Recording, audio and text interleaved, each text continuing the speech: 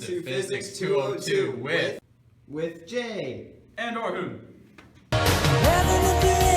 Listen to her howl and roll. Metal under tension, begging you to touch and go. Highway to the danger zone. Riding through the danger zone.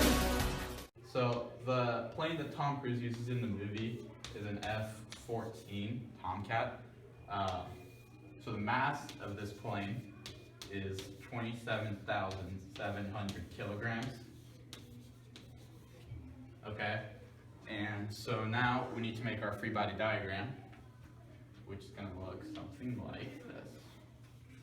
So we have our lift force going up, and we have our gravitational force, which is pushing the plane down. So now moving on to calculations. Here's some more stuff here's some more values we found. So dogfights usually occur at cloud level, and clouds are on average at 20,000 feet. So there's that. And dogfights also, their average velocity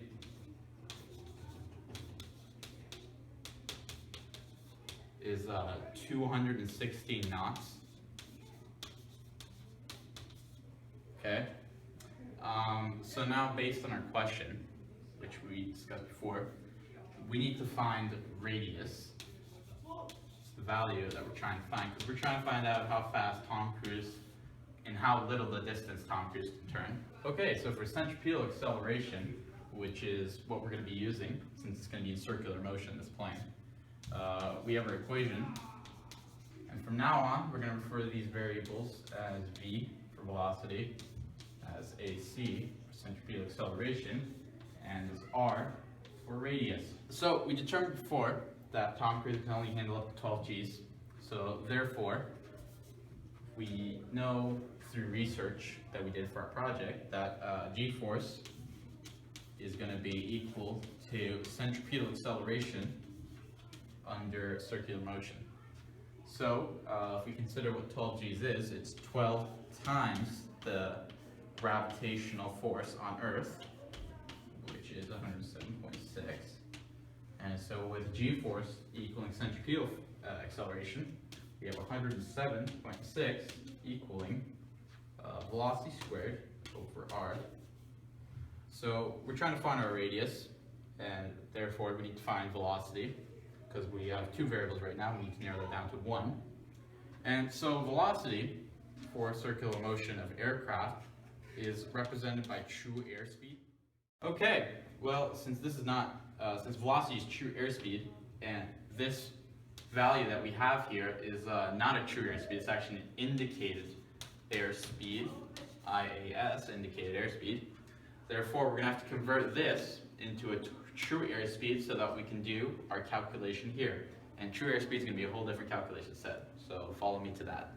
Okay, so since we need to find our true airspeed now, we went online and we found a formula for true airspeed. There's actually multiple ways to calculate true airspeed, and we found that the best one, well, the easiest one actually, is true airspeed equals altitude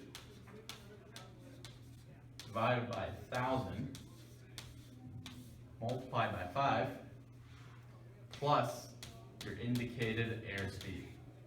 So we said our altitude of the dogfight was going to be around 20,000 feet, because that's where clouds are and that's where dogfights usually happen.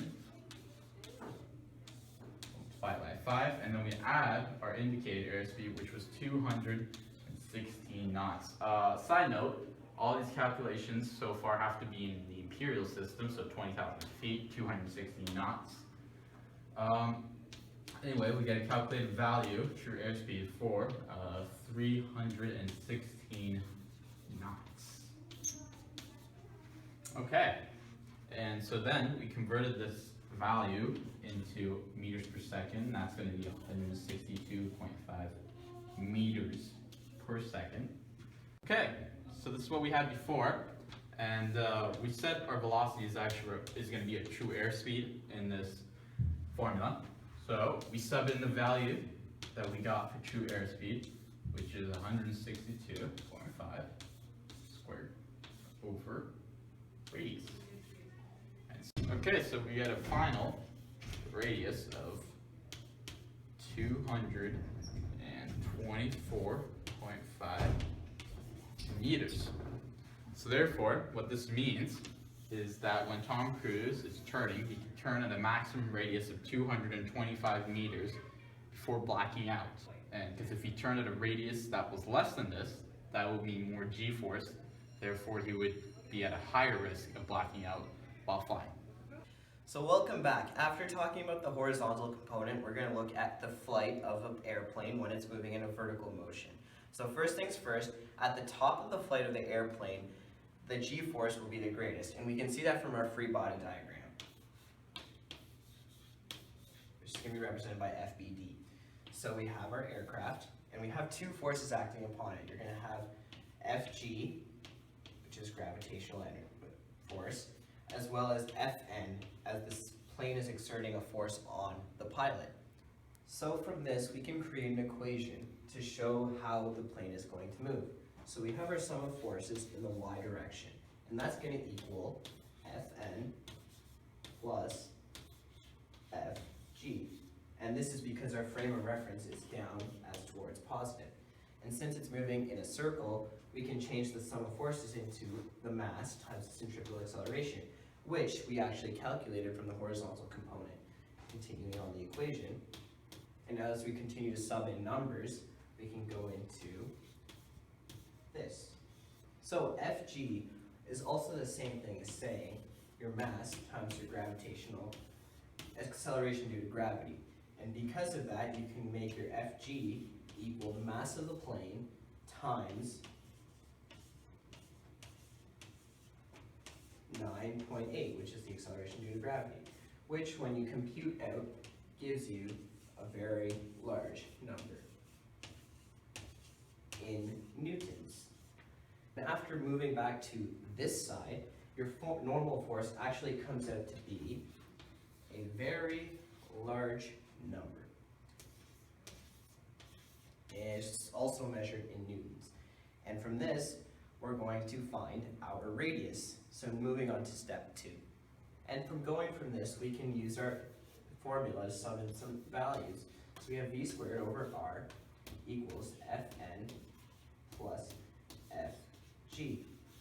So from our previous calculation, we already know what our velocity is. It's 169.9 meters per second squared, which is our, which is our true airspeed. And after computing all this and tossing in all the numbers, you get a radius of 245 meters. So now we kind of need to go take it one more step further and look at how far is the plane actually traveling to complete one full circle in the horizontal and vertical direction. So for both of these, we know that the circumference is going to equal 2 pi r. And then when you put it all together, the circumference for the horizontal comes out to be 1,411.2 meters, and the circumference for the vertical comes out to be 1,593.38 meters. And from this, we have our speed and we have a distance traveled. And since it's traveling in a constant velocity, we can determine a time. So for both, the time is going to be slightly different, but actually very similar. So for the horizontal component, our time actually comes out to be 8.68 seconds. And our time for the vertical component comes out to be 9